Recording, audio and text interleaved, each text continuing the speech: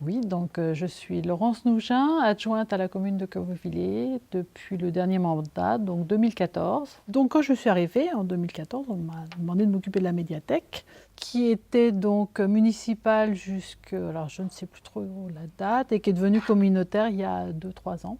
Donc on a fait des travaux et la médiathèque au début n'avait pas trop de monde, mais maintenant est vraiment devenue un lieu de vie parce qu'il y a beaucoup d'activités. Enfin, on s'est vraiment démené au conseil municipal pour qu'il y ait beaucoup d'activités. Il y a quasiment tous les jours quelque chose. Il y a de la sophrologie, il y a des cours d'aquarelle. Parce qu'il y a également des activités pour les personnes de plus de 60 ans, des cours d'informatique, des cours de tablette. Les cours informatiques, c'est la commune qui les a mis en place. Les cours de tablette, c'est la communauté de communes. Et il y a beaucoup d'échanges avec toutes les populations.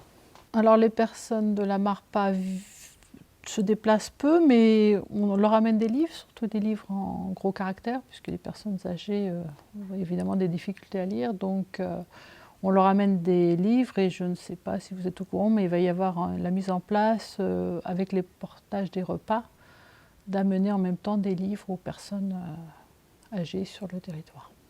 Mais sur tout le territoire, donc chaque médiathèque apportera selon son secteur et c'est une très bonne chose. Voilà.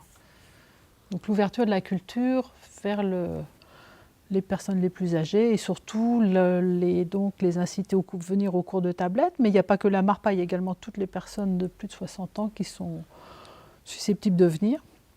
Mais bon, moi, depuis que je suis au conseil municipal, j'ai mis en place des cours informatiques avec l'association Synapse Picardie.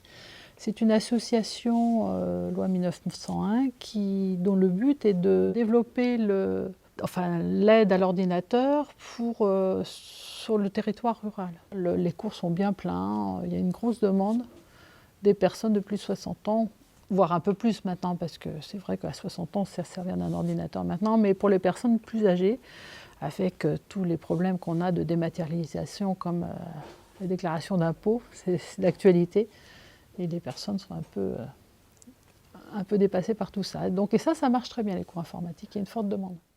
Effectivement, dans la médiathèque, nous avons également des livres audio, et là, qui sont très intéressants pour les personnes âgées.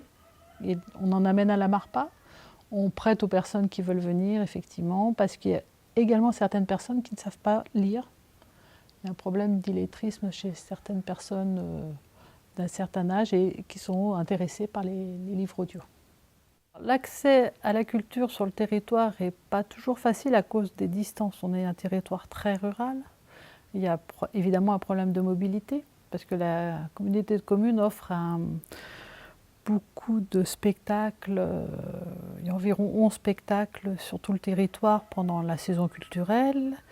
Et comme la région est très grande, effectivement, les distances sont importantes. Et il faudrait réfléchir à amener nos résidents sur les spectacles un petit peu loin.